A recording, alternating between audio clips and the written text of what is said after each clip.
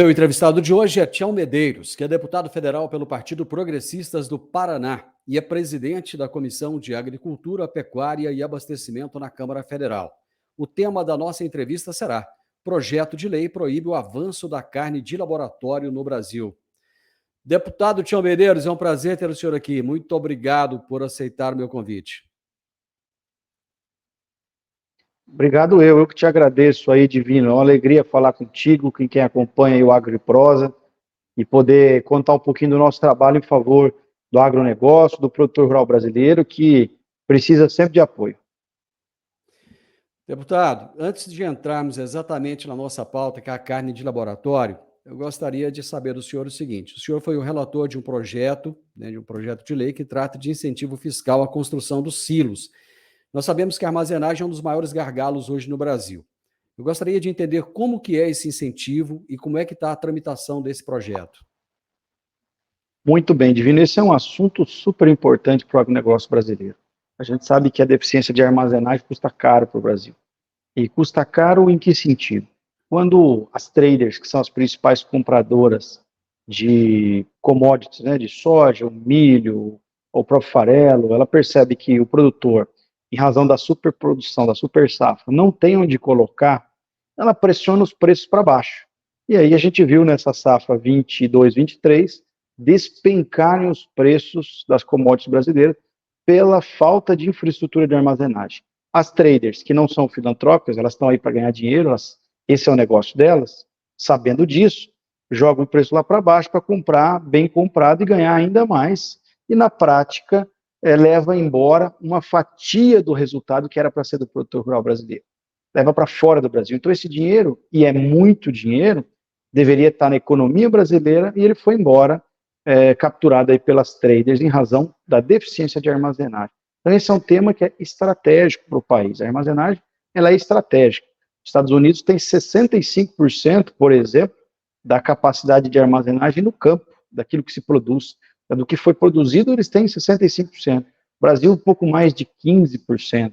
É muito pouco, né? Então a gente tem que ampliar e ampliar muito. E como custa caro, né, tem poucas linhas de crédito aí com juro subsidiado, principalmente o PCA, o Plano de Construção de Armazém, e uma das coisas que encarece a construção são os impostos. Então, aqui tem uma proposta tramitando que estava aí escondida debaixo da gaveta e eu puxei ela para ser o relator, chamei o assunto para a mesa, que é de autoria do deputado Gustavo Frutti, lá do Paraná, isentando os impostos federais. Isenta o PIS, o COFINS, a contribuição social sobre o lucro líquido, o imposto de importação e também o IPI, que é o imposto da produção industrial.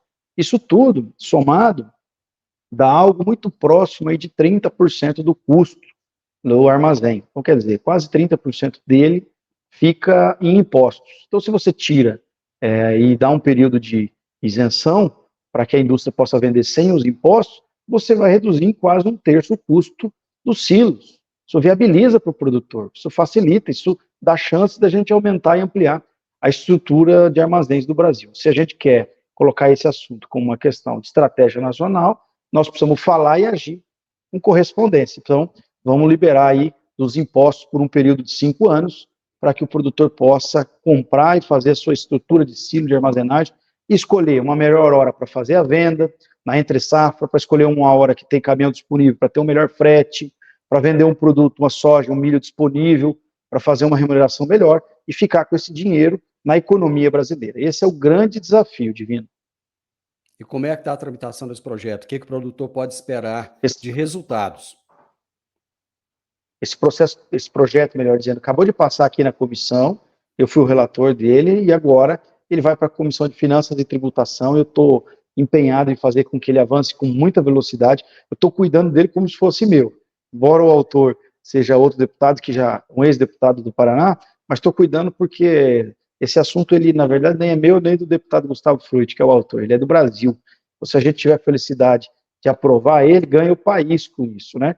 Então, eu estou acompanhando na comissão, pedindo para que o presidente coloque em pauta quanto antes, de lá ele vai para a CCJ, e aí depois já vai para o Senado. E eu estou muito confiante que vai aprovar. Ganha o país e o senhor vai ganhar a gratidão eterna dos produtores rurais, viu? Pode ter certeza disso. Deputado, um assunto que não é novo, já repercutiu muito na semana passada, mas que eu acho que vale a pena a gente voltar a tocar, é a questão das provas do Enem, com questões extremamente deletérias ao agronegócio. Qual é a sua avaliação e como é que vocês, deputados, estão vendo essa questão? Vai haver uma convocação do ministro? Como é que está? Exatamente, já tem alguns pedidos de convocação, mas o que importa é dizer que nós estamos atentos, né, para que essas coisas não se repitam. O que já passou, dificilmente a gente consegue mudar, mas que não se repitam porque são mensagens pejorativas, que deturpam, que distorcem a realidade, e isso é dito por aqueles que não conhecem, né? Se você vê o conteúdo das questões, eram de interpretação de texto, mas um texto retirado de um livro, completamente distorcido e que é alguém que não conhece o agronegócio, pelo menos o agronegócio brasileiro. Essa pessoa, aquilo que foi dito, não corresponde com a realidade. E a gente tem que buscar ser justo e traduzir a realidade do agronegócio brasileiro num texto que conte só o que é verdade. A gente não quer que minta, a gente só quer que fale a verdade. O agronegócio não é aquilo que está dito lá, não é aquele vilão, aquele monstro, enfim. Infelizmente, nós temos pessoas que resistem por interesses comerciais externos ou interesses ideológicos, não importa a razão, mas tem pessoas que são resistentes ao agronegócio. E a gente precisa vencer essas barreiras, porque só fala mal do agronegócio quem não conhece ou quem não reflete. Pelo menos 3 vezes por dia, eu sempre brinco com isso, mesmo quem não é produtor rural, quem não conhece nenhum produtor, quem vive na cidade grande, pode agradecer o produtor rural. Quando ele toma um cafezinho da manhã, um leite, né, toma um café, um pão de queijo, ou come um pão com manteiga, não importa. Quando ele almoça, o arroz, o feijão, a carne, a saladinha, não importa. Ou à noite, quando ele vai tomar um lanche, ou comer uma fruta, ou até mesmo jantar, ele tem que agradecer o produtor rural. Então, essa demonização do agronegócio é de uma idiotice sem igual. A demonização do agronegócio é de uma irresponsabilidade, né, é de uma ignorância que dói, que agride, que causa uma indignação que, às vezes, a gente tem até dificuldade de compreender o porquê disso. Mas o primeiro eu tenho dito que isso é falta de conhecimento. Principalmente as pessoas dos grandes centros, das grandes cidades, isso não é culpa delas, mas eles têm dificuldade de conhecer a real situação do produtor, como é que se produz, e o frango não vem na geladeira do mercado, o leite não é da indústria, o leite é da vaca, né, o leite não da caixinha, enfim, é preciso explicar isso. Pode parecer óbvio para a gente, quem vem de família de produtor rural, quem é produtor como eu sou, quem vem de família de leiteiro como eu venho. Meu avô era tirador de leite, meu avô Sebastião, eu tenho o nome dele, né, teve leiteria até o fim da vida dele, meu pai sempre foi pecuarista, minha família inteira é de produtor rural, então para mim soa muito natural explicar isso, faz parte da minha vida, mas infelizmente nem todo mundo tem essa compreensão. Então, traduzir em textos que vão estar nas provas de pessoas que muitas vezes não conhecem a realidade do agronegócio, é de uma irresponsabilidade que dói, agride o agronegócio brasileiro, e a gente vai fazer frente a isso. Já tem ministro convocado a se explicar por que estão usando essa estratégia de deturpar a realidade do agronegócio. Quer dizer, o agronegócio não é inimigo da sociedade, é o contrário. O agronegócio é responsável por 1/3 hoje da economia, 25% dos empregos. Quer dizer, nós somos gigantes e trabalhamos, lutamos, somos parceiros importantes da economia e merecemos ser tratados como tal. Então, acho que isso ressoou aqui na casa muito mal, isso é uma indignação muito grande, e claro que a gente vai reagir, isso não tem a menor chance de aceitação. Deputado, ainda uma última questão antes de entrarmos aí no nosso tema de hoje, que é a respeito do veto presidencial ao marco temporal. Como é que está o andamento disso agora? Olha, Divino, esse é um outro tema muito caro ao agronegócio, porque, primeiro, gera insegurança. O Supremo, ao analisar e reinterpretar uma teoria sobre o texto da Constituição, muda a interpretação e diz que existia essa lacuna na lei, e por essa razão ele tinha liberdade interpretativa total. Então, ao mesmo tempo, eles nos dão a obrigação de preencher essa lacuna com um texto de lei específica que discipline essa matéria como o Congresso queira. Afinal de contas, é o Congresso que representa a vontade popular. E na condição de legislativo, nós fizemos isso. O Congresso votou, aprovou. E essa regulação, que define com clareza as hipóteses e condições em que se pode demarcar uma terra indígena e também fazer a indenização daquele que eventualmente seja produtor consolidado ou consagrado naquela localidade e tenha a definição daquilo como terra indígena daquela sua terra, da sua propriedade, melhor dizendo, e isso está muito claro no texto. Um ou outro artigo foi vetado, esses vetos são parciais, não são totais, mas a gente está organizado para derrubada, né? E isso será derrubado. Eu não tenho dúvida, o clima aqui é de que tem que ser derrubado. A gente tem voto para isso, há essa união do Senado com a Câmara, então o Congresso deve votar essa derrubada e tornar aquilo que foi expresso através da votação aqui do Congresso em lei. E é esse o nosso desejo, a vontade popular se representando através da lei construída, concebida, confeccionada aqui a muitas mãos do Congresso Nacional. O senhor que vem de uma família de pecuaristas sabe o momento que os pecuaristas brasileiros estão vivendo, né? Esse tal do ciclo pecuário aí. Tem muita gente que vai deixar a atividade, não vai dar conta. E tem um projeto de lei de sua autoria que proíbe o avanço da carne de laboratório no Brasil. Gostaria que você explicasse o que é esse projeto de lei. Exatamente. Essa ideia é tentar barrar uma tentativa que a indústria vem fazendo de enganar a população, né? Chamar aquilo que não é carne de carne, chamar o que eles estão fazendo é pegar uma célula animal. Isso é interessante explicar para a população, porque é um assunto que é de conhecimento de pouca gente. A tecnologia, ela avança numa velocidade e caminha numa velocidade muito grande, e as evoluções nem sempre estão na informação ou acessível para toda a população. Então, o que a indústria está fazendo? Eles pegam uma célula animal e multiplicam ela em laboratório, artificialmente, estimulada hormonalmente, para que ela se multiplique, e chamam isso de carne. Por isso que o projeto foi apelidado de carne fake. Isso não é carne. Carne a gente sabe o que é. A gente sabe como é que é feito a produção de carne tradicional. Então, esse projeto visa disciplinar e regular em que casos e condições esse tipo de pesquisa e estudo pode acontecer, e proibir a comercialização desse tecido multiplicado hormonalmente em laboratório, que não é carne. Então, tem uma série de preocupações aí. A primeira delas é dar clareza que a gente tem que chamar aquilo que é carne de carne. O que não é carne. Esse tecido feito em laboratório, ele vai ter um outro nome que eu não sei qual vai ser, mas carne é que não é. Esse é o primeiro ponto, né? Segundo, ainda não se tem estudo nenhum, conhecimento algum sobre a repercussão disso na alimentação humana. O quão mal isso pode fazer ou não para a alimentação humana. Simplesmente se desconhece os impactos disso na alimentação humana. O ex-presidente da Embrapa me procurou a semana passada, e o Celso, e disse o seguinte: Tião, eu estudei esse assunto, conheço esse assunto, a Embrapa se debruçou nesse assunto, e eu estou contigo e quero falar sobre isso. Isso tem que ser terminantemente proibido. E vem na contramão dos movimentos que o mundo vem buscando por uma alimentação mais saudável.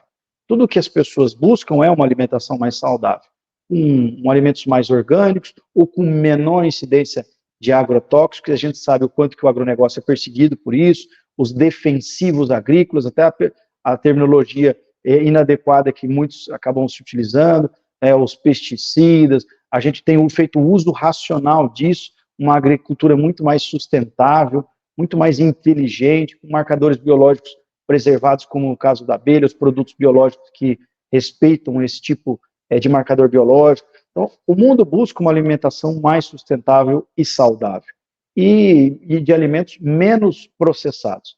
E essa carne fake, ela é exatamente o contrário, o oposto disso. É um alimento ultraprocessado, totalmente feito em laboratório e feito hormonalmente, estimulado hormonalmente. Então, primeiro, não se conhece, é um engodo, uma tentativa de ludibriar a população, chamar de proteína cultivada e de carne.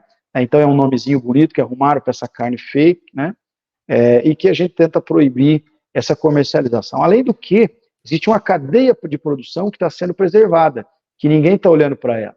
Começa com a proteína do boi, a carne do boi, daqui a pouco eles estão fazendo o frango em laboratório, o peixe, o suíno, e aí eles vão trocar milhões de produtores rurais por 3, 4 grandes empresas, que tem um custo muito lá embaixo, porque é tudo feito automatizado, hormonalmente, sem olhar a cadeia de produção, o produtor, o frigorífico, os funcionários, tudo que envolve, sem olhar o quanto o Brasil é competente naquilo que se faz, mas a gente tem que pôr limites, limites éticos, morais. Isso aqui não é terra de ninguém, que todo mundo vem aqui e faz o que quer. Não pode ser assim. Eu sempre brinco, trago o exemplo da ovelha Dolly. Lá atrás, em 97, a gente já tinha tecnologia para clonar um animal, para clonar até um ser vivo. E nem por isso a gente faz.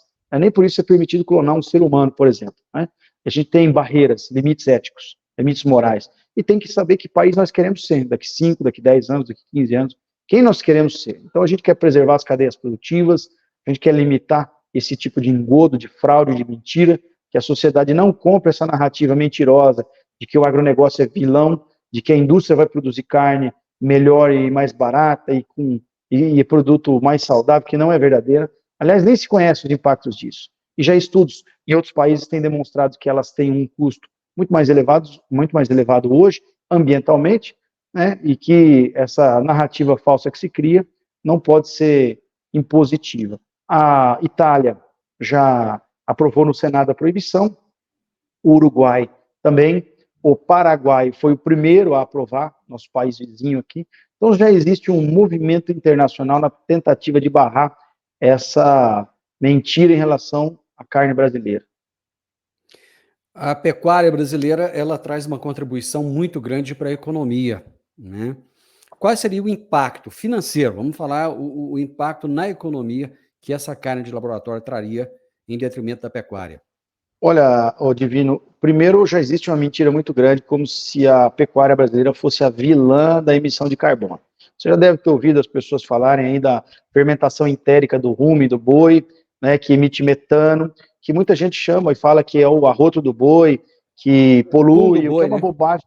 O pum do boi é bobagem, porque é o arroto do boi, né? Porque na fermentação, quando o boi rumina, ele devolve aí pela via oral, pela boca. Seria o arroto do boi, mas isso é uma grande bobagem. Só para você ter ideia, como são narrativas e a gente não pode cair nessas armadilhas, daquilo que se emite de gás carbônico no mundo hoje, sem falar o que vem sendo acumulado ao longo dos anos, principalmente pela Europa, que eles iniciaram o processo industrial muito antes do que nós, os Estados Unidos, e isso está na atmosfera, isso não se dissipa, então eles têm um acúmulo, uma responsabilidade de um acúmulo de décadas. Mas vamos fazer um retrato, uma fotografia do mundo de hoje.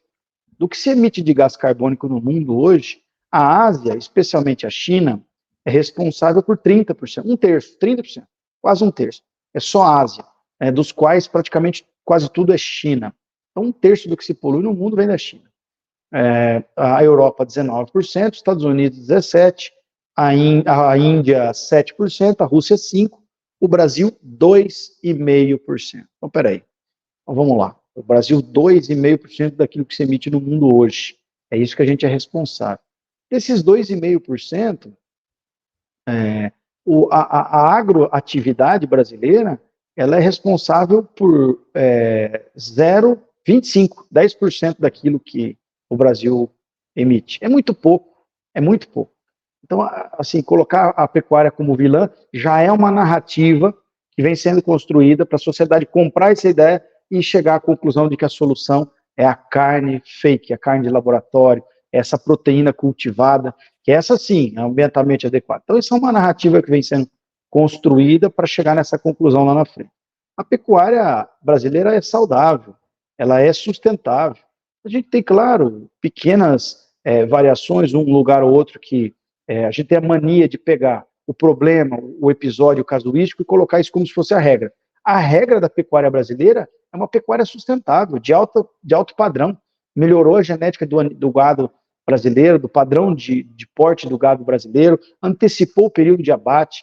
Então, um boi que comia 4 anos antigamente, passou a morrer com 3 anos. Hoje a gente tem já uma média de gado de abate com menos de 3 anos, 2 anos e meio. Tem casos super precoces aí, com menos de 24 meses. Quer dizer, um animal que comeu menos, que emitiu menos gás metano, que tem já ferramentas de mitigação, né, como inclusão na alimentação dos nitratos, né, os nitratos calcinados, para diminuir essa emissão de fermentação de metano. Enfim, a gente tem uma série de soluções hoje que coloca a nossa pecuária a agroatividade como extremamente moderna, né? E isso não está sendo dito, isso não está sendo falado, e a gente fica pegando lá um probleminha pontual, casuístico, falando que é a regra, não é.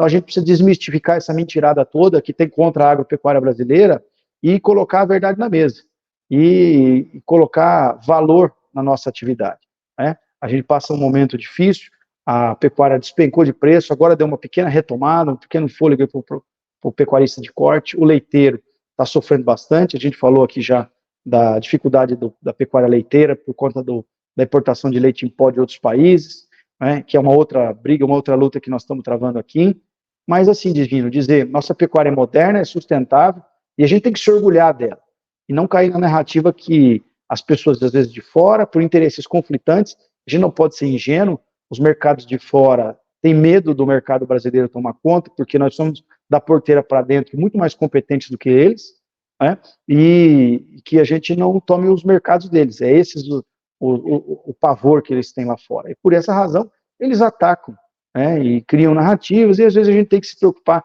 em ficar desmentindo ou trazendo a verdade à tona. Deputado, empresas brasileiras já dominaram o mercado mundial de proteína, né? Então, já estão em todos os continentes.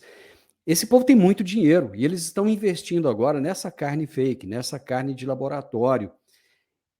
Não existe a possibilidade desse pessoal fazer retaliação ao Brasil caso haja essa proibição?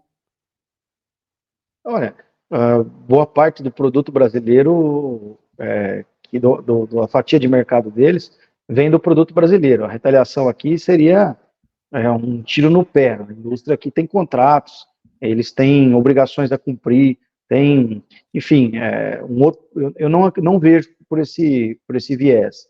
Não acredito que haveria uma retaliação, até porque as indústrias trabalham com mercados de longo prazo. Todo mundo tem estabilidade nas relações. Quando você alcança o mercado lá fora, você não vende por 30, 60 dias, né? Você faz contratos de ano, 2 anos, 3 anos, de fornecimento de médio prazo.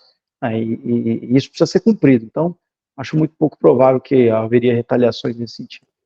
Tem Que plantas, tem mensagem, funcionários, isso entraria em ociosidade, né? que mensagem o senhor gostaria de deixar agora para os produtores rurais e para os consumidores brasileiros acerca da importância da pecuária nacional e dos riscos que essa carne de laboratório pode trazer? Essa carne essa carne que não deve ser chamada de carne, esse tecido é uma alimentação desconhecida, é um inevitável mundo novo que nós vamos enfrentar, mas que precisa ter muita cautela, precisa ter muito estudo, muito conhecimento, compreender bem que efeitos isso tem na alimentação humana. Então, muita calma, não é porque a tecnologia está aí disponível que a gente precisa aceitar tudo, né? Claro, preservar, sempre ter o olhar para o produtor, cuidar das cadeias produtivas que são super importantes na economia brasileira, que nos orgulham, né, e saber que o produtor rural tem voz e tem gente que defende aqui, que valoriza, sabe a importância dele, e como eu disse, mesmo que aquela pessoa não conheça nenhum produtor rural, pelo menos 3 vezes ao dia, ele deve agradecer o produtor por ter comido. Nosso pecuarista pode ficar tranquilo, tempos melhores virão? Eu quero acreditar que sim, eu sou uma pessoa otimista por natureza, né, e quero acreditar que a pecuária, óbvio, passa por desafios grandes, mas na medida em que a gente vai conquistando os novos mercados, a gente tem conseguido status sanitários importantes, como alguns estados, até o meu próprio Paraná, como estado livre de febre aftosa sem vacinação. Isso permite acessar mercados como a Ásia, como o Japão, como a Coreia, que remuneram bem, pagam bem, e uma parte também do Oriente Médio. Então, enfim, a gente tem que fazer isso, evoluir como produtor, e aí nós vamos acessar mercados mais importantes, eleva o preço das commodities brasileiras, da carne brasileira, e aí sim pode remunerar mais o produtor rural. Claro que esse é o nosso caminho, esse é o nosso desejo, ainda que demore, leve tempo, essas coisas vão acontecendo, e quanto mais a gente exportar, mais estabilidade no preço aqui a gente vai ter. Deputado, muito obrigado, foi um prazer falar com o senhor. Eu que agradeço. Obrigado a você, Divino, a todos que nos acompanharam. Um grande abraço. Abraço. Eu conversei com o deputado Tião Medeiros, lá do Paraná, ele é do Progressistas, do PP do Paraná, e é presidente da Comissão de Agricultura, Pecuária e Abastecimento da Câmara Federal. E o tema da nossa entrevista, entre outras coisas, foi: projeto de lei proíbe o avanço da carne de laboratório no Brasil. E você, o que acha desse projeto de lei? Deixe o seu comentário. deixe um like e compartilhe com outras pessoas. Se inscreva nesse canal. Grande abraço para você e até a nossa próxima prosa. Tchau, tchau.